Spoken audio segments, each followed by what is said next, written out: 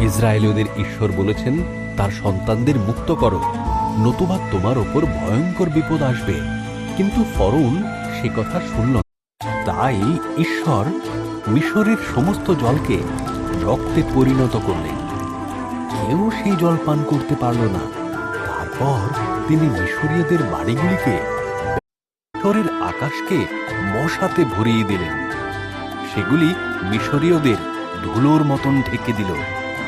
তারপর ঈশ্বর সারা মিশরকে মাছি দিয়ে ভরে দেন। মিশরের সমস্ত পশুদের হত্যা করলেন। ঘোড়া, গাধা, উট, ভেড়া, গরু ও ছাগল সব পশু মারা গেল।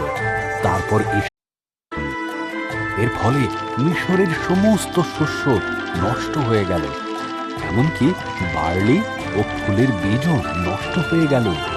এরপর তিনি